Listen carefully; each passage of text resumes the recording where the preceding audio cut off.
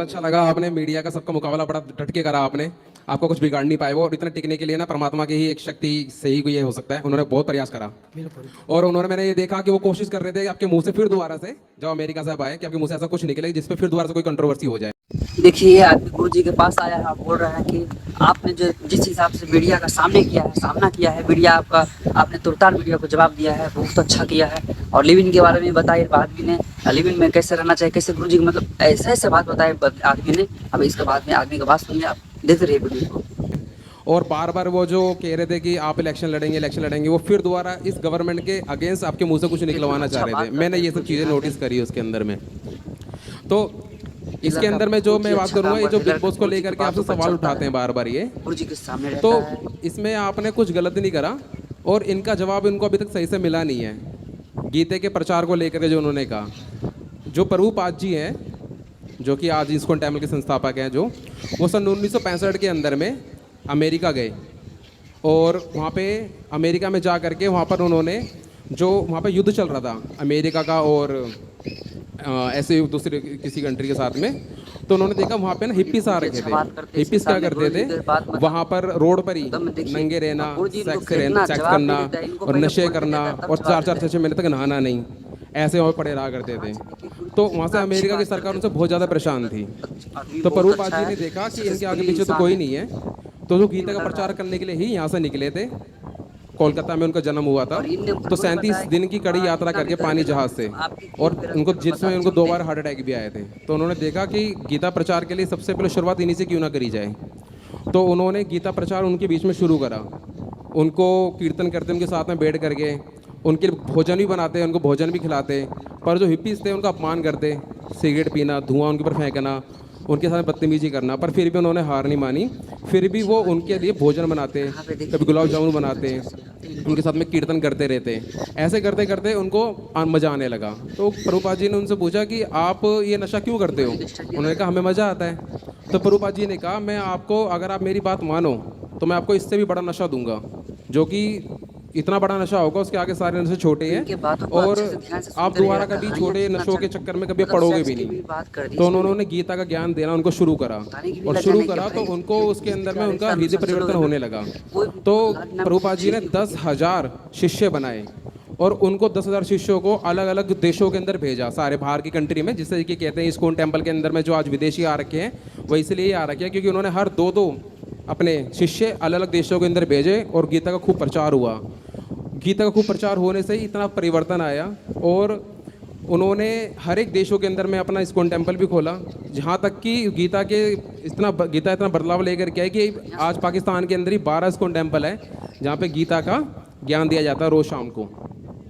तो आप जब गीता किसी जात के लिए नहीं है, किसी धर्म के लिए नहीं है, वो तो संपूर्ण मनुष्य जाति के लिए है। वो हिंदू मुस्लिम किसी एक के लिए नहीं है, संपूर्ण के लिए है वो।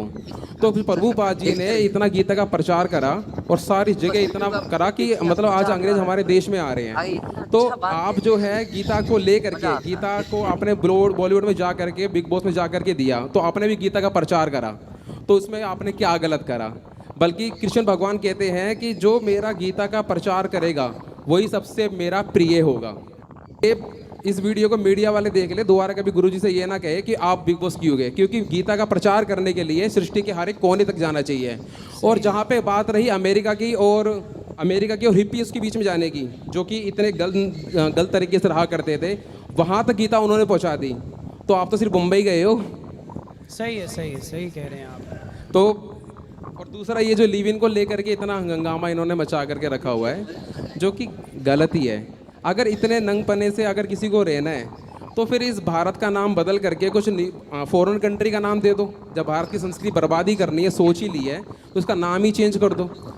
क्यों भारत का नाम बदनाम करना कि भारत के अंदर में भी ये सब चीज़ें होती हैं, ऐसे ऐसे वस्त्र पहने जाते हैं, वहाँ भी ऐसी ऐसी मूवियाँ आती हैं, तो नाम ही बदल कर कुछ और रख दो। सही है। और मैं तो ये कहता हूँ गुरुजी, जो खुद नंगे पुंगे घूमते रहते हैं, नशे पट्टी करते रहते हैं, वो हमारे आचार्यों को समझा रहे हैं आज कि धर्म किसे कहते हैं, बताओ। सही है। वो समझाएंगे हमारे गुरुओं को कि धर्म किसे कहते हैं। जो इतना, अब हर कोई जानता है कि जो बड़े बड़े लोग हैं उनका टर्नओवर करोड़ों के अंदर में होता है, और जबकि एक थाली भी उनके नाम की किसी दान में, किसी संस्था के अंदर में उनके नाम की नहीं दी जाती है। और जहाँ पे आपकी संस्था जो है इतने हज़ारों लोगों को खाना खिलाती है, शिक्षा दे रही है, आज आपने बताया कि आज हॉस्पिटल भी खुल रहे हैं, तो इतनी सारी आप सेवाएं चला रहे हैं जो कि लोगों से जो धन मिल रहा है उससे, और जिनका करोड़ों का टर्नओवर है वो अपने पास से एक भी दान भंडारा नहीं चलाते हैं और वो बातें करते हैं धर्मों की। सही है। उनको सोचना चाहिए, अपने अंदर झांक करके देखना चाहिए वो किसके बारे में क्या कह रहे हैं। और लीवन की अगर मैं बात करूं तो आज से कुछ टाइम पहले जो पुरानी पिक्चर आया करती थी उसके अंदर आप देखते हो कि बॉलीवुड ही दिखाया करता था। आज बॉलीवुड के इस बात को लेके कह रहे हैं, बॉलीवुड खुद दिखाया करता था कि जो पुरानी पिक्चरों के अंदर में जो हीरो के साथ में बिना विवाह करे जब स्त्री रहा करती थी, ये पिक्चर में दिखाया जाता था, तो उसको वहाँ पे समाज के लोग क्या कहा करते थे।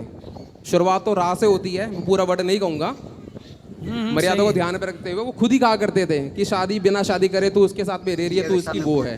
और आज बॉलीवुड खुद इन सब चीज़ों के अगेंस्ट जाके दिखा रहा है कि आपने ये क्या कह दिया, जबकि खुद ही उन्होंने ये सब चीज़ें दर्शाई हैं कि जो बिना शादी करे रहते हैं वो ऐसे रहते हैं। दूसरी बात ये है टेस्ट ड्राइव की, जो लोग टेस्ट ड्राइव लेना चाहते हैं कि हम देख लें पहले ये कैसा है कैसा नहीं है। देखो, अगर आपके अंदर में कुछ गुण नहीं होंगे ना, आचार्य चरणों में बैठ के भी ज्ञान नहीं लिया होगा, आप ऐसे 50 भी ट्रायल ले लेंगे ना तो भी गाड़ी पसंद नहीं आएगी। सही है। ठीक है, जो हमारे गुरु चरणों के बीच में बैठ करके तो मीडिया वाला तो ज्ञान लेगा, बैठेगा, काम, क्रोध, लोभ, मोह, मद मत्सर, अहंकार, इन पे विजय पाएगा, संतोष की प्राप्ति होगी, सहनशीलता बढ़ेगी। मैं तो कहता हूँ कि वो अगर अंधे से भी शादी कर लेगा ना तो भी वो निभा जाएगा। सही है। सही है। आज आज बॉलीवुड ने सनातन को इतना नुकसान पहुंचाया है, और यही विचारधारा आज समाज में देखो, कुछ महिलाएं, कुछ पुरुष लिव इन का सपोर्ट कर रहे हैं, ठेकेदार बन के लिव इन सही उनको लग रहा होगा, मतलब गलत को खुलेआम वो सपोर्ट कर रहे हैं। कह रहे हैं कि कोई कैसा भी रहे आपको क्या, तो फिर बलात्कार करे तो फिर कहे कि भाई हम जो कर रहे हैं हमें करने दो। यदि आज़ादी के नाम पर, अभिव्यक्ति की आज़ादी के नाम पे आप कुछ भी थोड़ी कर सकते हैं। इस देश में रहना है तो यहाँ पे सिस्टम के हिसाब से, सिद्धांत के, यहाँ दो सिस्टम, एक तो कानून के हिसाब से रहो, दूसरा भारत सांस्कृतिक देश है तो यहाँ के संस्कारों के हिसाब से रहना पड़ेगा। यहाँ के संस्कार ये आज़ादी नहीं देते कि आप गलियों में खड़े होके और मनमाना आचरण करने लग जाए। तो बॉलीवुड जो मीडिया वाले हैं, ये बॉलीवुड वाले से जाके क्यों नहीं पूछते कि जिस तरीके से एक एक्टर्स ने नंगे होकर फ़ोटो खिंचवाई, और जितने भी एक्टर्स और भी हैं जो कि अर्धनंगन में गाने वाने शूट होते हैं, तो उनसे क्यों नहीं जा करके कहते कि ये भारत है, यहाँ पे हमारी संस्कृति है, यहाँ पे गंगा यमुना बहती है, सीता, राधा रानी, पद्मावत, झांसी जैसी स्त्रियाँ रहती हैं। सही है। तो इस तरीके के यहाँ पे ये वीडियो क्यों बनाते हैं, इस तरह की मूवीज़ क्यों बनाते हैं, ये सवाल ये उनसे जाके क्यों नहीं करते। ये इसलिए नहीं करते क्योंकि आपने जो कहा कि मीडिया गलत चीज़ों का प्रचार करती है, तो ये उसके वजह से आपके पीछे बढ़ गए ये कि गुरुजी सही बात कह रहे हैं, क्योंकि लोग कथाएं देख रहे हैं 3-3 घंटे, मीडिया की टीआरपी कम हो रही है। जो घर में टीवी चलती रहती थी, न्यूज़ चलता रहता था 3-3 घंटे के लिए, आज वो लाखों करोड़ों लोग जो हैं वो कथा चला के बैठे हुए हैं। सही है। तो मीडिया की टीआरपी कम हो रही है, तो सोच रहे क्यों ना गुरुजी को थोड़ा सा डाउनफॉल पे लेकर के आते हैं। फिर तो और उसमें हुआ क्या, इसमें हुआ क्या कि जो भले ही कई सालों से गुरु बने हुए हैं, वो आज तक कभी हमने देखे नहीं, तो आपकी बुराई करने के बहाने टीवी पे आ गए वो भी। सही है। तो कहते हैं ना, जैसे आपने बताया कि अगर गंदा पानी गंगा जी से मिल जाए तो वो भी पवित्र हो जाता है, तो आपकी आलोचना करने के बहाने से ही वो टीवी पे तो आ गए। बात मतलब सही है। मतलब देखिए, अब गुरु जी इनको कितना जवाब नहीं देता है, तो इनको पहले बोलने आपके देता है, जो कार्य हैं सारे बहुत अच्छे हैं, और वो जिंदगी ये चलते रहनी चाहिए कार्य। देखो आपके यहाँ पे आकर जनता के जनार्दन का जो इस बार आशीर्वाद था, उससे समझ गए बड़े बड़े न्यूज वाले, समझ गए कि भाई अब गलत नहीं परोसा जा सकता। लोग समझदार हैं ना, लोग समझ गए कि भाई मीडिया भी गलत खबरें चलाती है। अच्छी बात है प्रभु जी, कहीं सुनने को नहीं मिलती है, सिर्फ आपके चैनल के माध्यम से सुनने को मिल रही है। नहीं चाहिए, इंसान के अंदर में अहंकार नहीं होना चाहिए, रिश्ते मजबूत करो, आपस में मिल करके रहो। ये अच्छे अच्छे संस्कार, और स्वास्थ्य को लेकर के जो आपने आयुर्वेदिक के 2 डॉक्टर और एक फीमेल डॉक्टर आपने बिठाई, आपने बताया कि इस तरह से खाओ पियो, तो इससे भी ना कई लोगों को दिक्कत है। जैसे अब डॉक्टर्स बता रहे थे वो आयुर्वेदिक, तो दिक्कत किनको होगी, डॉक्टरों को ही होगी इन चीज़ों से। आप जिस तरह से खान पीन का तरीका बता रहे हैं उससे आदमी स्वस्थ रहेगा, और स्वस्थ आदमी किसी के काम का नहीं, डॉक्टरों को तो बिल्कुल काम का नहीं। सही है, सही। उनको तो चाहिए या तो अधमरा, तो अच्छे से ध्यान से सुनिए। अधमराना चाहिए मैं ना मरे में, क्योंकि स्वस्थ आदमी भी उनके काम का नहीं और मर गया तो वो भी उनके काम का नहीं, उनको चाहिए अधमराना चाहिए न मरे, तो वही तो उनकी दुकान चला रहा है। सही कह रहे, सही है ये बात। कुछ लोग चाहते ही हैं कि आप अधमरे हो जाएं ताकि उनको पैसा, कुछ डॉक्टर ऐसे हैं। और दूसरी चीज़ ये जो आप ब्रह्मचर्य पे आप कहते हैं ना, आप बहुत ही ब्रह्मचर्य पे ही हमें रहना चाहिए। देखिए मैं भी गृहस्थ हूँ, हम महीने भर तक ब्रह्मचर्य से रहते हैं। हम ये नहीं कि विवाह हो गया तो इसके अंदर में लिप्त रहना हमेशा, नहीं। आपकी कथा सुनना, देखो वाइफ का ऑपरेशन हुआ था तो भी अपने बेटे को लेकर के मैं यहाँ पर आया, उनको घर पर छोड़ करके। तो ब्रह्मचर्य रहने से हमारा शरीर स्वस्थ रहता है, हमारी इंद्रियां प्रबल रहती है, बीमारियां हमसे दूर रहती हैं। और आप डॉक्टर के पास में जाओगे, बोलोगे कि मेरे शरीर में कमजोरी है, दिक्कतें हैं, दिख कम रहा है और मेरी मेमोरी सही से काम नहीं कर रही है, मेरे जोड़ों में दर्द है, इन सब का जो ज़्यादातर मोस्टली कारण होता है वो होता है ब्रह्मचर्य के ज़्यादा से ज़्यादा नष्ट करना। सही है। तो डॉक्टर कभी भी इस बात को आपको बताएगा नहीं कि आप थोड़ा ब्रह्मचर्य का पालन करो, क्योंकि अगर कोई ब्रह्मचर्य का पालन करेगा तो स्वस्थ रहेगा। और यही मेन वजह है इंसान को जो इसके कारण थोड़ा बीमार रहता है, सुस्त रहता है, और ये मेन वजह वो बताते नहीं है। सही कह रहे हैं आप। और आपके बताए हुए तरीकों से ना जो युवा सुधर रहा है ना, तो बड़ी बड़ी कंपनियों को लॉस हो रहा है तो उनको लॉस हो रहा है, इसलिए वो टेंशन में आ रहे हैं कि अगर ये महाराज जी अगर ऐसे ही कहते रहे, युवा सुधरते रहे, तो ये हमारी जो प्रोडक्ट है जिससे हमारे शौक पूरे हो रहे हैं, हम बाहर की कंट्रियों में जा रहे हैं, समुद्र किनारे लेट रहे हैं, तो ये सारे के सारे शौक पूरे कैसे होंगे। सही है। संतों का धर्म ही है समाज की कुरीतियों को नष्ट करना। संतों का काम ये नहीं है कि माला झोली ले और जंगल चला जाए। जंगल जाएगा साधु तो केवल साधु का कल्याण होगा। साधु तो समाज के बीच में रह के समाज की हर बुराइयों से लड़े, वो साधु। बिल्कुल। और ये जो मीडिया बार पूछती है कि आपको किसने हक दिया, आपको किसने हक दिया, अरे जो हमारे कॉन्स्टिट्यूशन के अंदर में आर्टिकल 19A वो सबको परमिशन देता है स्पीच टू फ्रीडम की, तो हर किसी के पास फ्रीडम है बोलने की। सही है। तो वो कौन होते रोकने? हमें तो देखो हमारा धर्म इजाज़त देता है, हमारे गुरुजन इजाज़त देते हैं कि जाओ ये बात कहो, समाज में धर्म की बात कहो। सच कहना धर्म है, आप उसे स्वीकार करें ना करें। आजकल कुछ लोग इसी डर के कारण, कुछ लोग डरते हैं कि सच बोलने से कहीं कुछ मीडिया वाले ऐसा ना कर दें, वैसा ना चला दें। कुछ मीडिया वाले अच्छे भी हैं, समझते हैं बातों को, कुछ मीडिया वाले ऐसे नहीं समझते, समझ के भी अनजाने बने रहते हैं और संतों का अपमान कराते रहते हैं, करते रहते हैं। लेकिन आप जनता जनार्दन समझ गए तो अपने आप मीडिया को समझ में आ गया कि भाई अब हम गलत नहीं चला सकते। गलत को लोग समझ रहे हैं कि ये गलत कर रहे हो आप। गुरुजी जो विवाह को लेके आप बताते तरीका, उसके अंदर मेरा भी एक सुझाव है, जिससे कि आपके और मेरे जो विचार है बहुत मिलते हैं, कि हमें जो बच्चों का विवाह करना चाहिए ना, वो सही उम्र पे तो करना चाहिए ये। क्योंकि जैसे आप कहते हैं कि बाप जवान होगा तो बेटा भी जवान होगा, तो मेरे ब्रदर की शादी ना हमारे सारे के सारे सिस्टम आपके बताए हुए तरीके से ही चले हुए हैं। 18 साल में हमारे ब्रदर की शादी हुई थी, जब उनकी सैलरी भी ज़्यादा नहीं थी, पर आज बहुत आपकी कृपा से आज हम बहुत बढ़िया सेटल हैं, हम बहुत अच्छे समाज के अंदर में अच्छे हमने इज्जत बना रखी है आपके बताए तरीके से कि अच्छे कर्म करो, समाज के अंदर मान प्रतिष्ठा बनाओ। तो आज वो उनकी शादी जो 18 में हुई थी, तो आज वो 34 के हैं और 60 ईयर का उनका बॉय। अगर बराबर में दोनों को खड़ा करो तो पता नहीं लगता कि ये बाप बेटे हैं कि छोटे बड़े भाई हैं ये। सही है। तो जब कमर ऐसे झुकने को हो जाती है तब जाके हमारा बच्चा हो, तो ये तरीका ठीक नहीं है। सही है। और दूसरा ये कि जो विवाह का तरीका आपका बताते हैं कि विवाह कहाँ और कैसा करना चाहिए, टेस्ट ड्राइव की जरूरत नहीं है। विवाह हमेशा हमें वहाँ करना चाहिए कि जहाँ पे हमारे परिवार का देखा हुआ एक परिवार हो, जिसको हम जानते हो ये परिवार शुरू से कैसा रहा है, या हमारा ही कोई सगे संबंधी जानता हो कि वो परिवार कैसा है।